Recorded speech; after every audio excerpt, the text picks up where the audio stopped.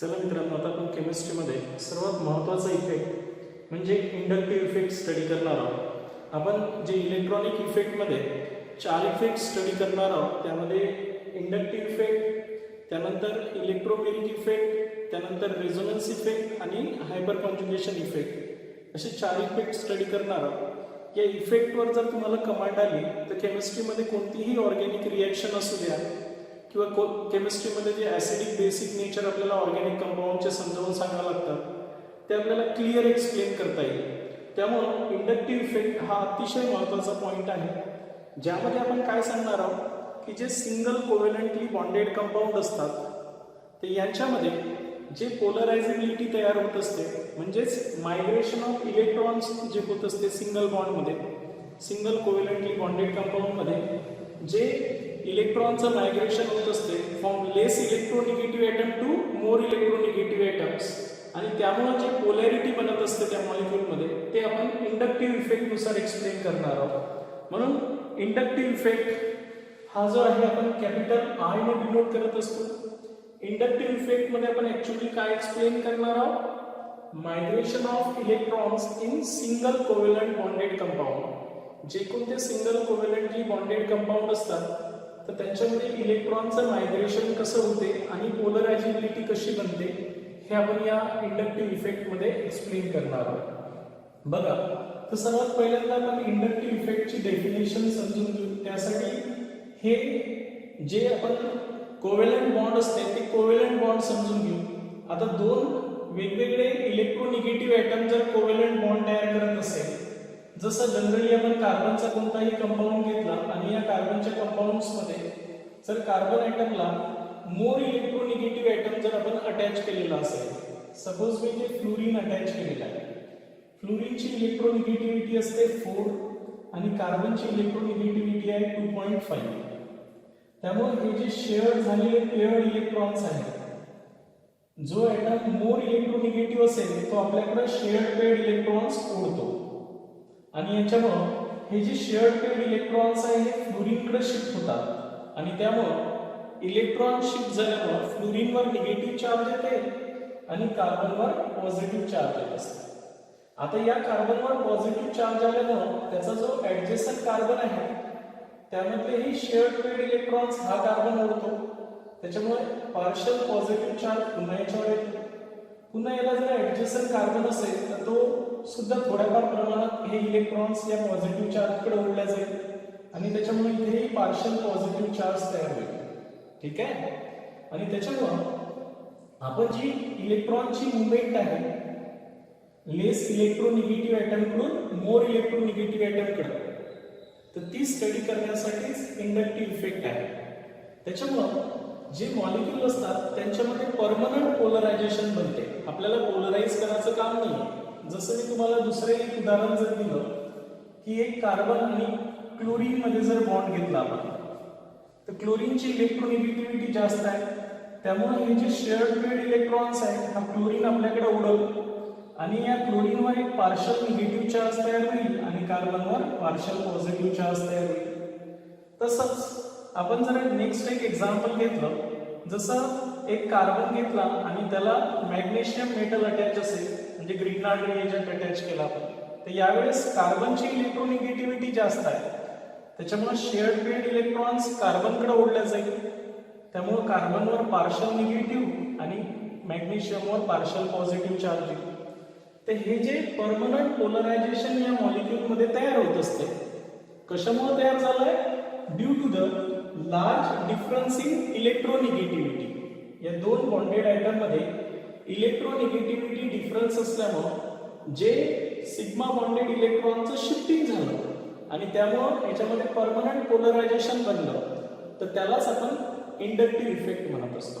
काय म्हणत असतो, इंडक्टिव्ह इफेक्ट। म्हणून इंडक्टिव्ह इफेक्टची डेफिनेशन्स काय द्यायची आहे, दी परमनंट पोलरायझेशन्स, हे परमनंट पोलरायझेशन्स तयार झालेलं आहे, म्हणून इंडक्टिव्ह इफेक्टची डेफिनेशनच आहे दी परमनंट पोलरायझेशन्स। काय म्हणतात, परमनंट पोलरायझेशन्स, जे काही परमनंट पोलरायझेशन्स तयार होईल अशा प्रकारे positive negative, permanent polarization of a single covalent bond, कशामध्ये of a single covalent bond. महत्वाचं आहे single covalent bond. Single covalent bond मध्ये जे परमनंट पोलरायझेशन तयार होत असते due to the large difference in electronegativity between the two bonded atoms. Due to the electronegativity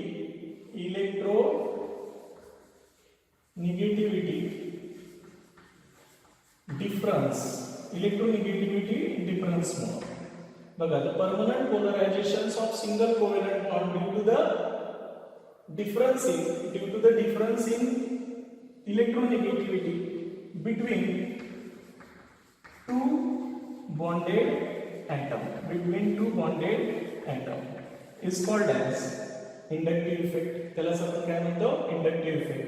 The permanent polarization of single covalent bond due to the electronegativity difference between the two bonded atom is called inductive effect. काय म्हणणार आहोत? त्यालाच आपण inductive effect म्हणणार आहोत. I effect म्हटलं तरी चालतंय. inductive effect आपण कॅपिटल I ने डिनोट करत असतो. आता inductive effect विषयी आपण थोडक्यात इन्फॉर्मेशन समजून घेऊन राहिलो. तर हे जे inductive effect आहे याचे सायलेंट फीचर्स कसे राहतील? It is a permanent effect. हा परमनंट पोलरायझेशन बनत असते त्या मॉलिक्यूल मध्ये, म्हणून आपण सांगत असतो की इट इज परमनंट इफेक्ट. हे काय आहे? परमनंट इफेक्ट आहे. म्हणजे परमनंट पोलरायझेशन तयार होते, टेम्पररी तयार नाही होत. ऑलरेडी डिफरन्स असेल इलेक्ट्रोनिगेटिव्हिटीमुळे, तर मोर इलेक्ट्रोनिगेटिव्ह ॲटम आपल्याकडे इलेक्ट्रॉन सोडतो आणि त्याच्यामुळे त्याच्यावर निगेटिव्ह चार्ज तयार होईल आणि त्याचा जो ऍडजस्टंट लेस इलेक्ट्रोनिगेटिव्ह आहे त्याच्यावर पॉझिटिव्ह चार्ज तयार होईल. त्याच्यामुळे it is a permanent effect. Permanent polarization तयार झालेले असते. It is related to the mobility of electrons in single bond. हे जो इफेक्ट आहे हे कशाशी रिलेटेड आहे? Mobility of electrons in single bond. म्हणून it is related to the mobility of electrons in single bond म्हणजे सिग्मा बॉन्ड. त्याला आपण काय म्हणतो? Sigma bond. ठीक आहे. त्यानंतर it is observe between the two bonded atom. ज्यावेळेस या दोन बॉन्डेड ॲटम मध्ये डिफरन्स इन इलेक्ट्रोनिगेटिव्हिटी असेल तरच हे ऑब्झर्व होईल. म्हणून इट इज ऑब्झर्व वेन काय म्हणणार तुम्ही? It is observe. हे केव्हा पाहायला भेटणार आहे? जेव्हा दोन बॉन्डेड ॲटम मध्ये काय असेल? इलेक्ट्रोनिगेटिव्हिटी डिफरन्स असेल. म्हणून it is observe when two bonded atom ज्यावेळेस दोन बॉन्डेड ॲटम मध्ये काय असेल? डिफरन्स इन इलेक्ट्रोनिगेटिव्हिटी असेल. Difference in electronegativity. जेव्हा यांच्या दोघांमध्ये इलेक्ट्रोनिगेटिव्हिटीचा काय असेल? डिफरन्स असेल, तेव्हाच हा इफेक्ट आपल्याला पाहायला भेटणार आहे. ठीक आहे. त्यानंतर इट इज डिस्टन्स डिपेंडन्स. आता तुम्हाला माहिती आहे की हा जो इलेक्ट्रॉन आपल्याकडे ओढून राहिला त्याच्यामुळे याच्यावर निगेटिव्ह चार्ज येऊन राहिला, त्याच्यावर पार्शियल पॉझिटिव्ह चार्ज होईल. आता इथे पार्शियल पॉझिटिव्ह चार्ज आल्यामुळे हे जे इलेक्ट्रॉन्स आहेत हे इलेक्ट्रॉन्स या पॉझिटिव्ह चार्ज तर स्लाइटली मूव्ह होतील. त्याच्यामुळे याच्यावर पॉझिटिव्ह चार्ज येईल, स्लाइटली पॉझिटिव्ह चार्ज येईल. पुन्हा हा पॉझिटिव्ह चार्ज आल्यामुळे हे जे शेअर पेड इलेक्ट्रॉन्स आहेत ह्याच्याकडे मूव्ह होतील. त्यामुळे या कार्बनवर सुद्धा हे थोडा कमी होईल. त्याच्यानंतर या कार्बनवर त्याच्यापेक्षा कमी राहील हा, म्हणजे खूप पार्शियल राहील. After 4 carbon atom this effect is diminish, म्हणजे खतम होऊन जाईल. हा सर्वात जास्त प्रिडॉमिनंट कोणतं असतं?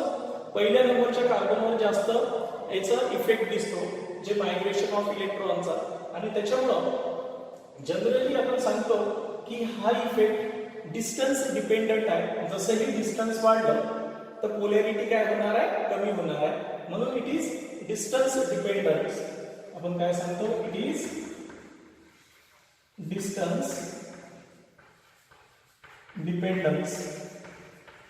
डिस्टन्स डिपेंडन्स आहे. As the distance of this two atom is increases. हे जे उडणारा ॲटम आहे इलेक्ट्रोनिगेटिव्ह ॲटम आहे याच्यापासून कार्बन ॲटमचं डिस्टन्स जर वाढलं तर नॅचरली पोलॅरिटी कमी कमी होत जाईल. आणि म्हणून हे डिस्टन्स डिपेंडंट आहे. Effect is more predominant at first carbon atom. Polarity सर्वात जास्त तुम्हाला फर्स्ट कार्बनवर जास्त दिसत. त्याच्यानंतर it is denoted by the arrow. हे एका स्पेशल टाईपच्या एरोने डिनोट करतो असतो, which head is place at the middle of bond, आहे की नाही? म्हणून इट इज डिनोटेड बाय, आपण केमिस्ट्रीमध्ये जर असं दिसलं तर समजून घ्यायचं की ते इंडक्टिव्ह इफेक्ट ऑपरेट होऊन राहिला. It is denoted bye an arrow, एका स्पेशल टाईपच्या एरोने आपण याला काय करत असतो, डिनोट करत असतो. That is the migration of electrons are shown by the arrow which is placed at the middle of bond, and this is the direction of migration of electrons. हे इलेक्ट्रॉनच्या मायग्रेशन्स म्हणजे मूवमेंटची डायरेक्शन असते.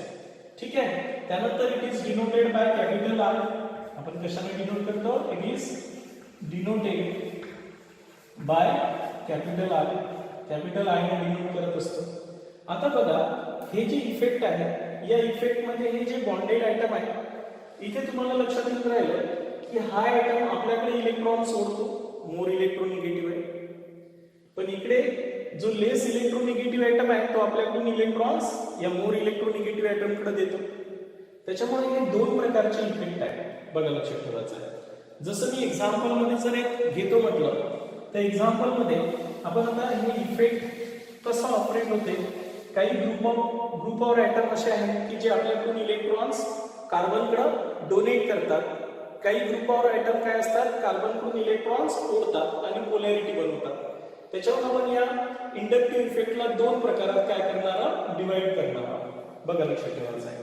फॉर एक्झाम्पल, जसं मी आता एक example घेतो की जसं तुम्ही इथे एक रिंग आहे, या रिंगला जर एक NO2 ग्रुप अटॅच असेल, काय असेल, NO2 ग्रुप अटॅच असेल, तर हा ग्रुप मोर इलेक्ट्रोनिगेटिव्ह आहे. त्याच्यामुळे हा कार्बनकडून इलेक्ट्रॉन्स आपल्याकडे ओढून, त्याच्यामुळे कार्बनवर पॉझिटिव्ह चार्ज आणि इकडे निगेटिव्ह चार्ज येईल. ठीक आहे.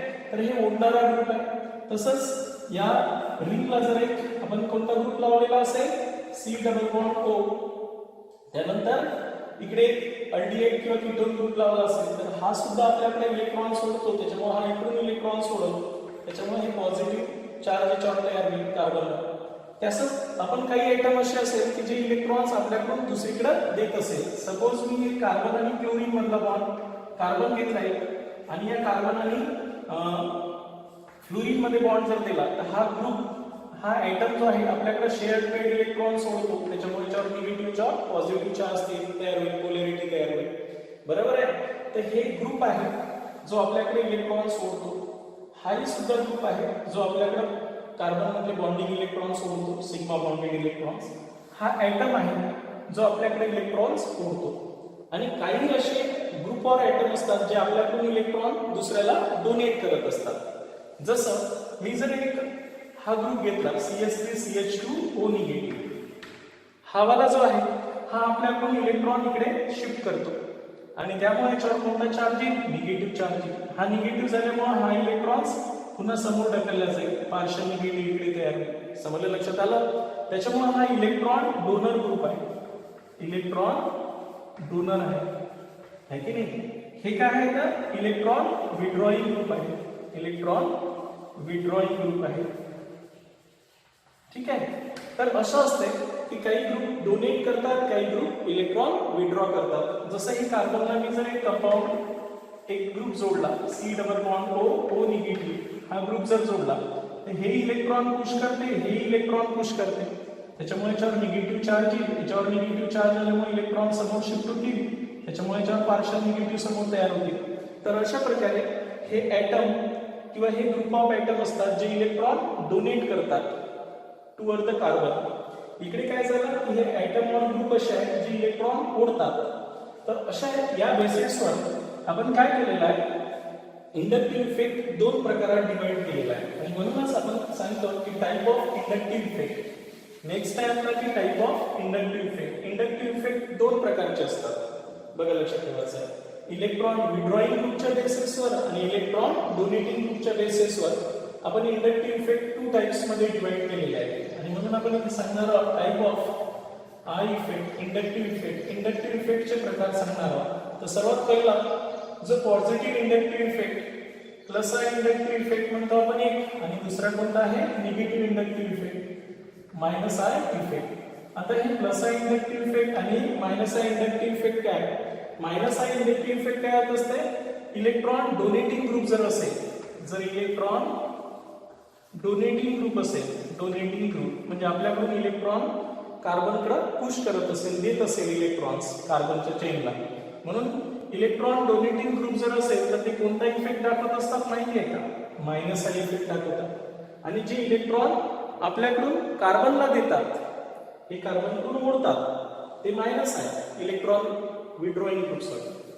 इलेक्ट्रॉन विड्रॉइंग ग्रुप बघा, मायनस आय इफेक्ट कोण दाखवत असतात? Electron withdrawing group. जे कार्बनकडून इलेक्ट्रॉन ओढतात त्याला आपण minus I inductive effecting group म्हणत असतो. म्हणून जे इलेक्ट्रॉन विड्रॉइंग ग्रुप असते, इलेक्ट्रॉन विड्रॉइंग ग्रुप, जे इलेक्ट्रॉन विड्रॉइंग ग्रुप असतात ते कोणता इफेक्ट दाखवत असतात? मायनस आय इंडक्टिव्ह इफेक्ट दाखवत असतात. जसं ही NO2 ग्रुप आहे, हा अल्डिहाइड ग्रुप आहे, कीटोन ग्रुप आहे, हा फ्लोराइड आहे. हे कार्बनकडून इलेक्ट्रॉन्स आपल्याकडे काय करतात? ओढतात आणि पोलॅरिटी क्रिएट करतात. म्हणून यांना आपण काय म्हणत असतो? निगेटिव्ह इंडक्टिव्ह इफेक्टिंग ग्रुप म्हणत असतो. आणि पॉझिटिव्ह इंडक्टिव्ह इफेक्टिंग ग्रुप म्हणजे जे आपल्याकडून इलेक्ट्रॉन्स त्या कार्बनकडे पुश करतात आणि पोलॅरिटी बनवत असतात, त्याला आपण इलेक्ट्रॉन डोनेटिंग ग्रुप म्हणत असतो. इलेक्ट्रॉन डोनेटिंग ग्रुप जे असतात ते पॉझिटिव्ह इंडक्टिव्ह इफेक्ट दाखवतात. इलेक्ट्रॉन डोनेटिंग ग्रुप्स ते पॉझिटिव्ह इंडक्टिव्ह इफेक्ट दाखवत असतात. हे दोन गोष्टी लक्षात ठेवायच्या आहेत तुम्हाला, बरोबर आहे? आणि त्याच्या बेसिसवर हे दोन्ही प्रकार आपण काय करणार आहोत? एक्सप्लेन करणार आहोत. म्हणून आता निगेटिव्ह इंडक्टिव्ह इफेक्ट आपण सर्वात पहिल्यांदा बघू. कशाला म्हणतात निगेटिव्ह इंडक्टिव्ह इफेक्ट? आहे की नाही?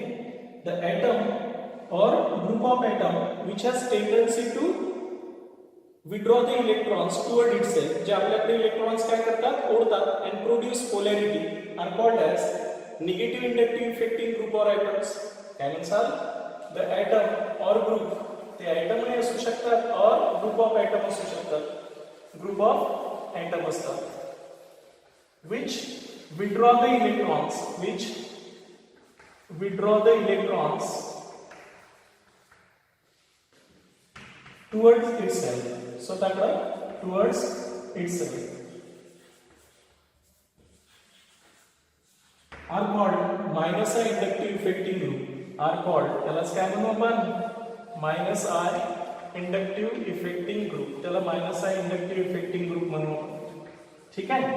जसं for example fluorine, NO2 group हा जो कीटोन ग्रुप आहे हे minus I inductive effecting group आहे. आता प्रत्येकाचा पॉवर सारखा नाही. जसं मी या कार्बनला जर काय लावलं असेल, NO2 ग्रुप लावला असेल, हाही इलेक्ट्रॉन उडतो आपल्याकडे आणि त्याच्यामुळे कार्बनवर पॉझिटिव्ह चार्ज तयार होईल. आणि इथे कार्बन आणि फ्लोरीन मध्ये बॉन्ड दिला आहे, तर फ्लोरीनही इलेक्ट्रॉन सोडतो आणि या कार्बनवर पॉझिटिव्ह चार्ज तयार होतो. आता या दोघांमध्ये याचा पॉवर आणि याचा पॉवर इलेक्ट्रॉन ओढण्याचा सारखा नाही आहे. त्याच्या बेसिसवर आपण सांगितलेलं आहे power of minus I inductive effective group. सर्वात पॉवरफुल कोण आहे? मायनस आय इलेक्ट्रॉन म्हणजे मायनस आय इफेक्ट दाखवणारा कोणता ग्रुप सर्वात जास्त हा मायनस आय इफेक्ट दाखवतो तो आपण समजून घेणार आहोत. म्हणून आपण नेक्स्ट पाहणार आहोत.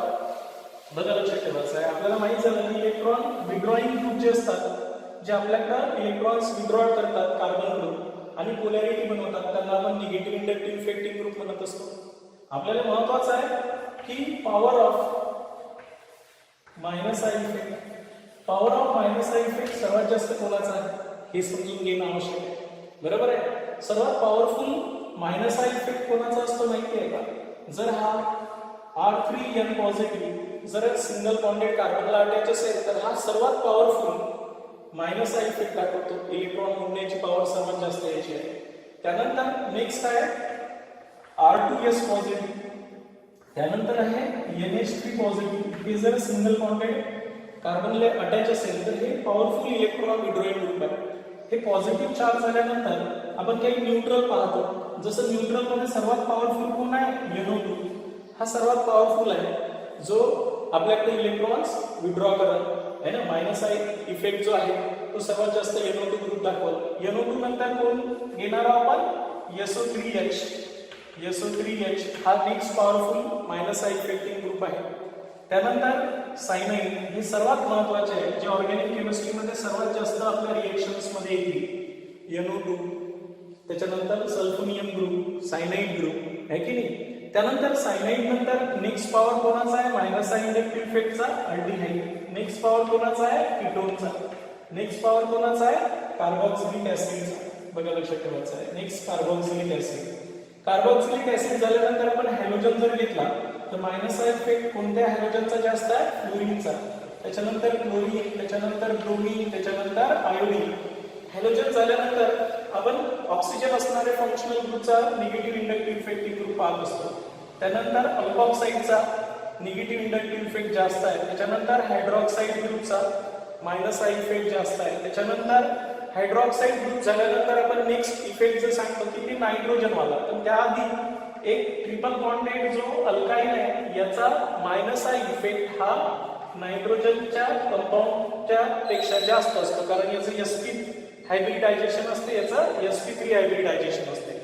sp हायब्रिडायझेशनची इलेक्ट्रोनिगेटिव्हिटी जास्त असते, म्हणून अल्काईनचा minus I effect amine group पेक्षा जास्त असतो. त्याच्यानंतर मग बेन्झीन रिंग, फिनिल रिंगचा मायनस आय इफेक्ट असेल. त्याच्यापेक्षा कमी कोणाचा असेल? अल्किल ग्रुपचा असेल, कार्बन कार्बन डबल बॉन्डचा. तर ही ऑर्डर लक्षात ठेवायची आहे तुम्हाला. कोणाचा मायनस आय इफेक्ट कमी जास्त आहे, कारण तुम्हाला जे आन्सर द्यायचे आहे. त्याच्यानंतर नेक्स्ट आपण कोणता घेतो मायनस आय इफेक्ट मध्ये? हायड्रोजन. हायड्रोजन हा स्टँडर्ड आहे. हायड्रोजन पेक्षा ज्या कोणत्या ऍटम किंवा ग्रुपचा इलेक्ट्रॉन डोनेटिंग पॉवर जास्त असेल त्यांना minus I inductive effecting group or atoms म्हणतात. हायड्रोजन पेक्षा, हायड्रोजन हे रेफरन्स आहे. हायड्रोजन पेक्षा जेव्हा हायड्रोजन पेक्षा बॉन्डिंग मध्ये हायड्रोजन जेव्हा असेल आणि त्या हायड्रोजन पेक्षा ज्या दुसऱ्या ऍटम किंवा ग्रुपचा पॉवर आपल्यापासून इलेक्ट्रॉन डोनेटिंग करण्याचा जास्त असेल तर this group or atoms are called as minus I inductive effecting group or atoms. तर hydrogen is taken as a reference for plus or minus I. इथपर्यंत लक्षात आलं? म्हणजे काय ते सांगतो आपण तुम्हाला. जसं मी आता सांगितलं की सपोज एक रिंग आहे, याला एक NO2 ग्रुप अटॅच आहे आणि हाच कंपाऊंड आहे, सेम कंपाऊंड आहे, याला फ्लोरीन अटॅच आहे. तर मी सांगितलं की यामध्ये मायनस आय इफेक्ट कोणातून जास्त असेल? हे दोघेही मायनस आय इफेक्टिव्ह ग्रुप आहेत, NO2 आणि फ्लोरीन. हा सुद्धा आपल्याकडे इलेक्ट्रॉन मोडल, हा सुद्धा आपल्याकडे इलेक्ट्रॉन मोडल, हा सुद्धा इलेक्ट्रॉन सोडल्यामुळे याच्यावर पॉझिटिव्ह, याच्यावर निगेटिव्ह येईल, याच्यावर सुद्धा निगेटिव्ह आणि याच्यावर पॉझिटिव्ह येईल. पण जास्तीत जास्त पोलॅरिटी कोणाची तयार होणार आहे? NO2 ची तयार होणार आहे, because it is more powerful inductive effective group. हा inductive effective group more powerful आहे कोणापेक्षा? फ्लोरीन पेक्षा. तर असं आपल्याला सांगायला पाहिजे की इलेक्ट्रॉन विड्रॉइंग ग्रुप आहेत म्हणून. क्लिअर झालं मी काय सांगितलं आहे ते? तर अशा प्रकारे हे मायनस आय इफेक्टिव्ह ग्रुप आहे. त्याच्यानंतर आपण पाहणार आहोत positive inductive effective group or atoms. बघा तेही खूप महत्वाचे आहे. आपण केमिस्ट्रीमध्ये अल्किल ग्रुप समजून घेतो.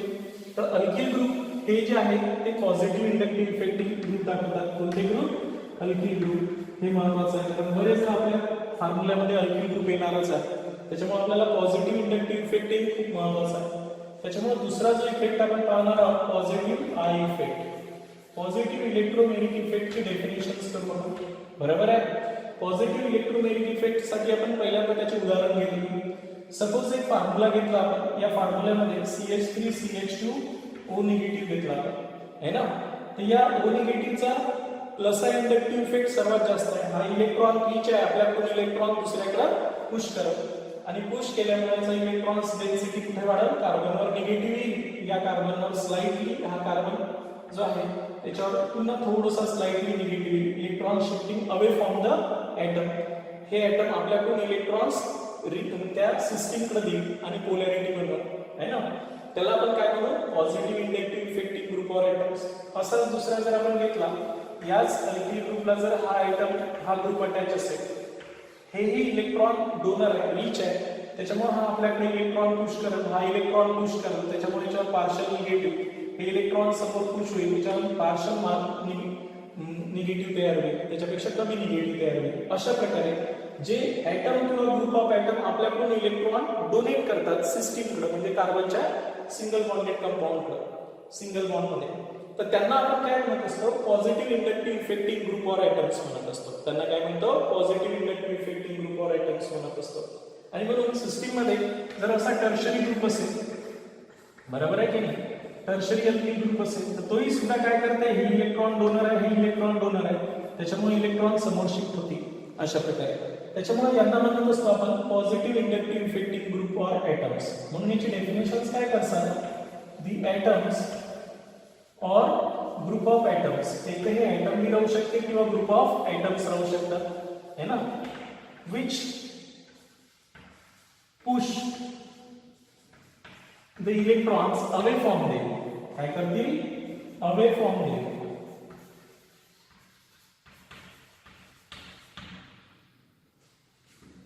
हे काय करतील, आपल्याकडून इलेक्ट्रॉन्स समोर पुश करतील and produce polarity, and produce polarity, polarization तयार करतील, are called as positive inductive effective group. Generally, alkyl group are the positive inductive effective group because they have tendency to donate the electrons. ठीक आहे. आता बघा, हे जे group आहे यांचाही पॉवर असते, म्हणून आपण सांगतो की सर्वात जास्त इलेक्ट्रॉन डोनेटिंग पॉवर कोणत्या याचा आहे. जेव्हा पॉझिटिव्ह इलेक्ट्रोमॅग्नेटिक इफेक्ट कॅल्क्युलेट केला गेला, म्हणजे त्याचा पॉवर कॅल्क्युलेट केला गेला, तर कोणता ॲटम किंवा ग्रुप हा सर्वात जास्त इलेक्ट्रॉन डोनेटिंग ग्रुप असेल, बरोबर आहे. आणि त्याच्यामुळे आपण काय पाहणार आहोत, power of positive I effective group, positive I इफेक्टचा पॉवर पाहणार. तर सर्वात जास्त पॉझिटिव्ह इफेक्ट कोण असते, ऑक्सिजन निगेटिव्ह. त्याच्यानंतर नेक्स्ट कोण आहे तुमचा RCO निगेटिव्ह, हा next powerful positive inductive effective group आहे. नेक्स्ट आहे टर्शरी अल्किल ग्रुप, नेक्स्ट आहे टर्शरी अल्किल ग्रुप, सॉरी, हा वाला इलेक्ट्रॉन डोनर, हा इलेक्ट्रॉन डोनर, इलेक्ट्रॉन समोर पुश होतील. त्यानंतर सेकंडरीचा प्लस आय इफेक्ट असेल, टर्शरी पेक्षा कमी असतो सेकंडरीचा. बघा दोन ग्रुप आहेत, त्याच्यामुळे याचा टर्शरीचा प्लस आय इफेक्ट पेक्षा सेकंडरीचा प्लस आय इफेक्ट कमी असेल. सेकंडरीचा कोणापेक्षा जास्त असेल, प्रायमरी पेक्षा. इलेक्ट्रॉन डोनेटिंग पॉवर सेकंडरीचा जास्त असेल, प्रायमरी पेक्षा कोणाचा जास्त असेल, नेक्स्ट ड्यूटेरियम आणि नेक्स्ट हायड्रोजन्स. तर अशा प्रकारे आपण काय करत असतो, हे पॉझिटिव्ह इंडक्टिव्ह इफेक्टिव्ह ग्रुप जे असतात त्यांचा पॉवर सांगितलेला आहे. सर्वात जास्त पॉवर कोणाचा आहे, पॉझिटिव्ह इंडक्टिव्ह इफेक्टचा, म्हणजे इलेक्ट्रॉन पुश करण्याचा, O निगेटिव्हचा. त्याच्यानंतर कोणाचा आहे, CO निगेटिव्हचा. त्याच्यानंतर कोणाचा आहे, टर्शरी ग्रुपचा. त्याच्यानंतर सेकंडरी, त्याच्यानंतर प्रायमरी, नंतर ड्यूटेरियम, नंतर हायड्रोजन्स. तर अशा प्रकारे हे पॉझिटिव्ह इंडक्टिव्ह इफेक्टिव्ह ग्रुप किंवा ॲटम्स म्हणतो आपण. तर हे झालं तुमचं इंडक्टिव्ह इफेक्ट. आता इंडक्टिव्ह इफेक्ट अप्लिकेबल कसा आहे तर ते समजलं पाहिजे की आपण हे इंडक्टिव्ह इफेक्ट कशासाठी शिकतो. तर इंडक्टिव्ह इफेक्टचे मेन अप्लिकेशन्स असते, म्हणून आता आपण पाहणार आहोत applications of inductive effect. Inductive इफेक्टचे अप्लिकेशन समजून घेणार आहोत, बघा लक्षात ठेवायचं. तर आपण इंडक्टिव्ह इफेक्ट नेमकं कशासाठी शिकत असतो, तर म्हणून applications of inductive effect. Inductive इफेक्टचे अप्लिकेशन्स काय ते समजून घ्या. जसं आपल्याला जर स्टॅबिलिटी एक्सप्लेन करायची असेल कार्बोकॅटायनची, तर आपण प्लस इंडक्टिव्ह इफेक्टून एक्सप्लेन करत असतो. आणि म्हणून इंडक्टिव्ह इफेक्टचं पहिलं अप्लिकेशन्स आहे stability of, to explain the stability, to explain the stability of carbocations. कार्बोकॅटायनची स्टॅबिलिटी आपण काय करणार आहोत, एक्सप्लेन करणार आहोत. कशाच्या बेसिसवर, इंडक्टिव्ह इफेक्टच्या बेसिसवर. Also to explain the stability of carboanion. कार्बोएनायनची स्टॅबिलिटी सुद्धा आपण याच्या बेसिसवर एक्सप्लेन करणार आहोत. Also to explain the stability of,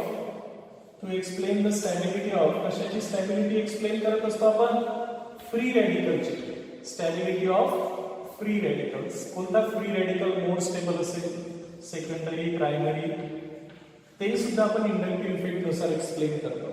similarly we can explain the strength of acid, carboxylic acid. Strength of carboxylic acid. कोणता कार्बोक्सिलिक ऍसिड मोर स्ट्रॉंगर असेल आणि कोणता वीकर असेल, हे सुद्धा आपण इंडक्टिव्ह इफेक्टने एक्सप्लेन करतो. Also we explain the strength of amines. अमाइनची बेसिक स्ट्रेंथ आपण अमाइनची आणि ऍसिडिक स्ट्रेंथ कार्बोक्सिलिक ऍसिडची ही कोणाच्या बेसिसवर एक्सप्लेन करतो आपण, इंडक्टिव्ह इफेक्टच्या बेसिसवर. फॉर एक्झाम्पल एक एक्झाम्पल समजावून सांगतो मी तुम्हाला. जसं मी एक अमोनिया घेतला, अमोनिया बेस आहे अकॉर्डिंग टू द लेडीज.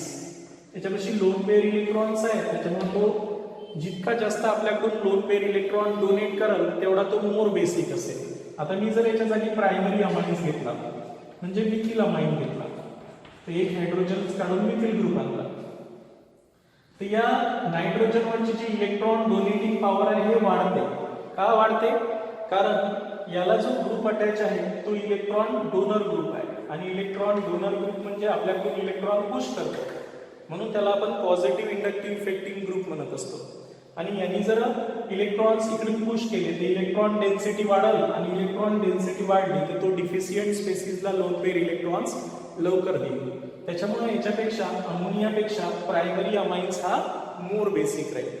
आता प्रायमरी अमाइन्स पेक्षा जर आपण सेकंडरी अमाइन्स घेतला म्हणजे दोन अल्किल ग्रुप नायट्रोजनला अटॅच केले तर हा त्याच्याही पेक्षा मोर बेसिक असेल. का त्याच्यापेक्षा मोर बेसिक असेल? कारण हाही इलेक्ट्रॉन आपल्याकडून डोनेट करत हाही इलेक्ट्रॉन डोनेट करत त्याच्यामुळे ही इलेक्ट्रॉन डेन्सिटी खूप जास्त वाढते. त्याच्यामुळे याची इलेक्ट्रॉन डोनेटिंग पॉवर जास्त होईल. कारण इथे दोन plus I inductive effecting group आहे आणि plus I inductive effecting group जर वाढले तर नायट्रोजनवरची इलेक्ट्रॉन डेन्सिटी वाढेल आणि इलेक्ट्रॉन डेन्सिटी जर वाढली तर नॅचरली लोन पेअर इलेक्ट्रॉन देण्याची टेंडन्सी त्याची जास्त होईल आणि म्हणून याचं बेसिक नेचर त्याच्याही पेक्षा जास्त आहे. प्रायमरी अमाइन्स पेक्षा सेकंडरी अमाइन्सचं बेसिक नेचर त्याच्याही पेक्षा जास्त आहे. सेकंडरी अमाइन्स पेक्षा आता टर्शरी अमाइन्स घेतला तर त्याचं बेसिक नेचर त्याच्याही पेक्षा जास्त राहणार आहे according to the inductive effect. बघा लक्षात ठेवायचं आहे. तिन्ही अल्किल ग्रुप नायट्रोजनला लावले तर हेही इलेक्ट्रॉन डोनर आहे हेही इलेक्ट्रॉन डोनर आहे त्याच्यामुळे याचं पॉवर त्याच्याही पेक्षा जास्त असेल इलेक्ट्रॉन डोनेटिंग पॉवर. त्याच्यामुळे नॅचरली आपण सांगतो की as the plus I inductive effecting group goes on increases. जसेही या नायट्रोजन्सला plus I inductive effecting group काय होत असतील वाढतील तर electron density on nitrogen goes on increases and the basic nature of amines goes on increases. म्हणून आपण स्ट्रेंथ ऑफ कोणत्या अमाइनची स्ट्रॉंगर बेसिक नेचर आहे हे सांगू शकतो आपण. क्लिअर झालं मी काय सांगितलं आहे ते. त्यानंतर ऍसिडिक स्ट्रेन सुद्धा असंच एक्सप्लेन करतो आपण. आता सपोज आपण एक फॉर्मिक ऍसिड घेतला काय घेतला फॉर्मिक ऍसिड घेतला दुसरा ऍसिडिक ऍसिड घेतला बघा लक्षात ठेवायचं ऍसिडिक ऍसिड घेतला आणि तिसरा प्रोपिओनिक ऍसिड घेतला आणि मी विचारलं असतं की यापैकी कोणता ऍसिड स्ट्रॉंग आहे. ऍसिड म्हणजे जे H पॉझिटिव्ह जास्त डोनेट करत असेल. हा H पॉझिटिव्ह काय करणार आहे तो डोनेट करणार आहे. H positive donors are called as acids. आता नॅचरली कोण सर्वात जास्त H पॉझिटिव्ह डोनेट करत हे समजून घेऊ आपण. बघा लक्षात ठेवायचं हा हायड्रोजन स्टँडर्ड आहे त्याच्यामुळे पाण्यात टाकल्यानंतर हा कार्बोक्सिलिक ऍसिड मध्ये फॉर्मेट आयन्स बनवले आणि H पॉझिटिव्ह आयन तयार होईल. इथे तुमचा कोणता आयन्स तयार होईल ऍसिटेट आयन तयार होईल आणि H पॉझिटिव्ह आयन होईल. इथं प्रोपिओनिक ऍसिड आहे म्हणून प्रोपिओनेट आयन्स तयार होईल. काय तयार होईल प्रोपिओनेट आयन्स तयार होईल आणि हा H पॉझिटिव्ह देईल. पण आता H पॉझिटिव्ह सर्वच जण सारख्याच प्रमाणात देत नाही. ते डिपेंड आहे या आयनच्या स्टेबिलिटीवर. आता बघा हे जे आयन्स आहेत ते यांच्यावर निगेटिव्ह चार्ज किती इंटेन्स आहे त्याच्यावर तो H पॉझिटिव्ह किती देणार आहे डिपेंड आहे. आता हा ना इलेक्ट्रॉन देते ना घेते हा इलेक्ट्रॉन आपल्याकडून पुश करते इकडे समोर आणि इलेक्ट्रॉन जर पुश केला तर इथे इलेक्ट्रॉनची डेन्सिटी वाढेल तर त्याच्यामुळे H पॉझिटिव्हची देण्याची टेंडन्सी काय होईल कमी होईल. त्याच्यामुळे लेस ऍसिडिक होईल. त्याच्याही पेक्षा याचा प्लस आय इंडक्टिव्ह इफेक्ट जास्त आहे. हेही डोनर आहे हेही डोनर आहे ना आणि त्याच्यामुळे याच्यावरची इलेक्ट्रॉनची डेन्सिटी जास्त होईल प्लस आय इंडक्टिव्ह इफेक्ट वाढल्यामुळे आणि त्याच्यामुळे H पॉझिटिव्ह देण्याची टेंडन्सी एकदम कमी होईल. आणि त्याच्यामुळे आपण सांगतो की as plus I inductive effect increases इथे plus I inductive effect acid मध्ये काय झाला इन्क्रीज झाला तर acidic strength decreases. Acidic strength decreases ऍसिडची स्ट्रेंथ काय होते डिक्रीज होते. तिथं उलट आहे as the plus I inductive effect increases the basic nature goes on increases असं आपण एक्सप्लेन करत असतो. आणि त्याच्यामुळे हे जे strength of carboxylic acid strength of basic nature त्यानंतर stability of carbocations stability of free radical stability of anions है ना हे. तसंच solubility of the compounds, solubility of compounds, कंपाऊंडची सोलिबिलिटी सुद्धा कशावर डिपेंड आहे, या इंडक्टिव्ह इफेक्टवर डिपेंड आहे. कारण इंडक्टिव्ह इफेक्टमुळे काय तयार होते, पोलरायझेशन तयार होते आणि पोलराइज कंपाऊंड पोलर पोलर मध्ये डिझॉल्व्ह होत असते. म्हणून आपण सोलिबिलिटी कमी जास्त जर होत असेल तर तेही आपण इंडक्टिव्ह इफेक्टून काय करू शकतो, एक्सप्लेन करू शकतो. तर these are certain applications we are studied further. आपण स्टॅबिलिटी ऑफ कार्बोकॅटायन्स एक्सप्लेन करणार आहोत, पण हेच एक फॅक्टर आपण याच्यासाठी लावणार नाही. Inductive effect, resonance effect, hyperconjugation effect आणि मेसोमेरिक इफेक्ट, सॉरी त्याला रेझोनन्स इफेक्टलाच मेसोमेरिक इफेक्ट म्हणतात. तर अशा प्रकारे हे इफेक्ट आपण अप्लिकेशन्स घेऊन आपण कोणता कार्बोकॅटायन, कोणता कार्बोहायड्रेट, फ्री रॅडिकल हे स्टेबल असेल ते फर्दर एक्सप्लेन करणार आहोत. पण पहिल्यांदा आपल्याला चार्ली इफेक्ट स्टडी करणं आवश्यक आहे. ठीक आहे. तर अशा प्रकारे आपण इंडक्टिव्ह इफेक्ट पाहिलेला आहे. तर हे तर आपण एक प्रायमरी लेवलवर इंडक्टिव्ह इफेक्ट समजून घेतला आहे. जे खूप सारे ॲप्लिकेशन्स जेव्हा आपण समजून घेऊ तेव्हा ॲक्च्युअली इंडक्टिव्ह इफेक्ट आपल्याला ऑपरेट करता येईल. ठीक आहे.